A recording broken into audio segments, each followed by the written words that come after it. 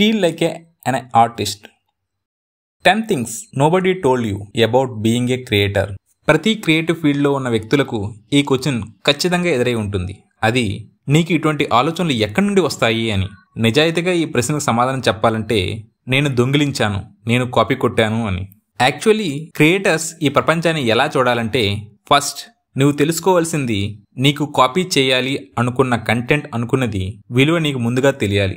ఆ తర్వాత మంచిదా లేదా చెడ్డదా అనేది పట్టించుకోవద్దు.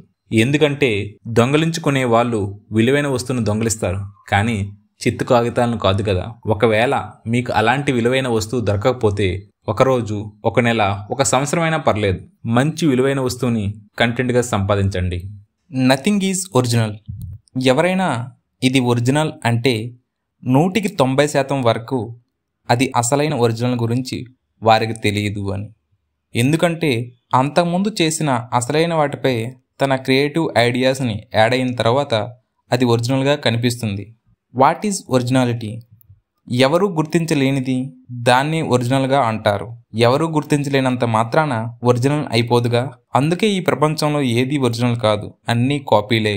ప్రతి ఒక కొత్త ఆలోచన అనేది పాతగా ఉన్న ఒకటి లేదా అంతకంటే ఎక్కువ ఆలోచనలతో కలిసి కొత్త ఆలోచనగా రూపుదిద్దుకుంటుంది. అది ఎలా అంటే, ప్యారలల్గా ఉన్న 2 లైన్స్ గీసామనుకోండి, ఎన్ని లైన్స్ ఉంటాయి? First and second. బట్ ఈ 2 లైన్ల మధ్యలో మరో లైన్ కూడా ఉంటుంది. మన తల్లిదండ్రుల లక్షణాలు మనలో కనిపిస్తాయి. ఇంకా చెప్పాలంటే పూర్వీకులు, వారి లక్షణాలు మనలో కనిపిస్తాయి. మన ఫ్యామిలీకి మనం ఎంచుకోలేం, కానీ మన టీచర్స్ని, ఫ్రెండ్స్ని ఎంచుకోగలం. అలాగే ఏ బుక్స్ చదవాలి, ఏ మ్యూజిక్ వినాలి, ఏ మూవీ చూడాలి మనం నిర్ణయించుకుంటాం. నిజానికి మనం ఎంచుకునే చాలా విషయాలు కొందరి ఇన్ఫ్లుయెన్స్ వల్లనే ఎంచుకుంటాం. Garbage in and garbage out. Artist అనేవాడు కలెక్టర్గా ఉండాలి, హోర్డర్గా కాదు. ఎందుకంటే హోర్డర్ అనేవాడు పనికిరాని, అవసరం కాని వస్తువులను దాచుకునేవాడు.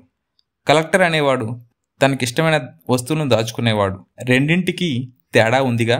ఒక ఎకనామిక్ థియరీ ప్రకారం మీ 5 క్లోజెస్ట్ ఫ్రెండ్స్ యొక్క జీతాలను యావరేజ్ చేస్తే వచ్చే రిజల్ట్ అనేది మీ జీతానికి చాలా దగ్గరగా ఉంటుంది. ఇదే సిద్ధాంతాన్ని ఆర్టిస్ట్ ఆలోచనలకు వర్తిస్తుంది. నీ చుట్టూ ఉన్న వస్తువులు నీ ఆలోచనలకు ప్రాణం పోస్తాయి. Climb your own family tree. Marcel Duchamp అంటారు, నేను కళను నమ్మను, నేను కళాకారుని నమ్ముతాను అని. వాస్తవానికి ఇది నేర్చుకోవడానికి సరైన పద్ధతి. అలా కాకుండా ఒకేసారి నీళ్లు తాగాలి అనుకుంటే పొలబారిపోతారు. దానికి బదులు మీరు ఎవరినైతే ఇష్టపడతారో, అది ఆర్టిస్టా, యాక్టివిస్టా, ఒక రోల్ మోడల్ అయినా కావచ్చు, అలా 3 రోల్ మోడల్గా తీసుకొని వారి గురించి పూర్తిగా తెలుసుకోండి. ఎంత డీప్గా తెలుసుకోగలరో అంత డీప్గా తెలుసుకోండి. ఇలా చాలాసార్లు రిపీట్ చేయండి. వాళ్ళ పిక్చర్స్ని మీ రూమ్లో ఫ్రేమ్ చేసి పెట్టుకోండి. ఈ పిక్చర్స్ మీకు ఫ్రెండ్లీ దెయ్యాల్లాంటివి. మీ రూమ్లో ఉన్నప్పుడు, మీరు పని చేయలేక అవస్థ పడుతున్నప్పుడు సపోర్ట్ చేస్తాయి. టైంపాస్ చేస్తున్నప్పుడు గిచ్చి గిల్లి మీ పనిపై దృష్టి నిలిపేలా చేస్తాయి. మీరు చేసే తప్పులను నిందించవు, మిమ్మల్ని వదిలి వెళ్ళిపోవు. School yourself. స్కూల్ వేరు, ఎడ్యుకేషన్ వేరు. ఈ రెండింటినీ మిక్స్ చేయొద్దు. స్కూల్లో ఉన్నా లేకపోయినా సరే మీరు చదువుకోవడం, నేర్చుకోవడం మానుకోవద్దు. మీ చుట్టూ ఉన్న ప్రపంచం గురించి ఎప్పుడూ ఆసక్తిగా ఉండండి. ప్రతి విషయాన్ని గూగుల్ చేయండి. నా ఉద్దేశం మీ కలలను, మీ సమస్యలను గూగుల్ చేయండి అని. అలా చేసినప్పుడు సమాధానమైనా దొరుకుతుంది, లేదా సరైన ప్రశ్న మిగులుతుంది. ఎప్పుడూ చదువుతూ ఉండండి. లైబ్రరీకి వెళ్ళండి, పుస్తకాలు సేకరించండి, లేదా పుస్తకాలు సేకరించడం మొదలు పెట్టండి. మిమ్మల్ని నడిపించే పుస్తకాలు మళ్ళీ దొరుకుతాయో లేదో, మీరు వాటిని వెంటనే చదవాలి అని ప్లాన్ చేయకపోయినా సేకరించి మీ దగ్గర పెట్టుకోండి. మీరు స్కూల్కి, కాలేజీకి వెళ్ళినా వెళ్ళకపోయినా ఎప్పుడూ చదువుకుంటూనే ఉండండి అని. Save your thefts for later. మీరు ఎక్కడికి వెళ్ళినా నోట్బుక్ని, పెన్ని క్యారీ చేయండి. మీ ఆలోచనలు, పరిశీలనలను వ్రాయడం అలవాటు చేసుకోండి. పుస్తకాల నుండి మీకు ఇష్టమైన భాగాలను కాపీ చేయండి. మీరు విన్న మాటలు రికార్డ్ చేయండి. అవసరం అనుకుంటే మీ ఫోన్లో కూడా నోట్బుక్ను కూడా వాడేయండి. ఇవి డెడ్ ఫైల్గా ఉంచండి. ఈ ఫైల్స్ నుంచి కొత్తగా ఆలోచనలు పుట్టుకు వస్తాయి. మీ గురించి మీరు తెలుసుకునే ప్రయత్నం చేయండి. మొదలు పెట్టడానికి అందరూ భయపడతారు. ఈ భయం అనే సిండ్రోమ్ అందరిలోనూ ఉంటుంది. మీరు ఏమి చేయాలి అని ముందుగా ఆలోచించకండి. నిజాయితీగా చెప్పాలంటే క్రియేటివ్ పీపుల్ ఏం చేయాలి అనుకున్నారో వారు ముందుగా ఊహించుకుని రోడ్ మ్యాప్ వేసుకోరు. వారు ప్రయత్నాలు చేస్తూ ఉండగా అద్భుతాలు వాటంతట అవే జరుగుతాయి. మీరు చేయవలసింది ప్రతిరోజు ట్రై చేయడమే. Start copying what you love. Copy copy copy copy. At the end of the copy, you will find yourself. ఈ ప్రపంచంలో పుట్టడమే ఎవరు యూనిక్ స్టైల్లో అండ్ యూనిక్ వాయిస్తో పుట్టరు. మొదట్లో తల్లిదండ్రులే వాళ్ళ హీరోస్. వాళ్ళని నకలు చేస్తూ నేర్చుకుంటారు. అలా అలా ప్రాక్టీస్ చేస్తుంటారు. The human hand is incapable of making a perfect copy. రాయడం నేర్చుకునే సమయంలో అక్షరాలను కాపీ చేస్తాం. మ్యూజిషియన్, పెయింటర్స్ కూడా మాస్టర్ పీస్ని, రోల్ మోడల్స్ని కాపీ చేస్తారు. Step away from the screen.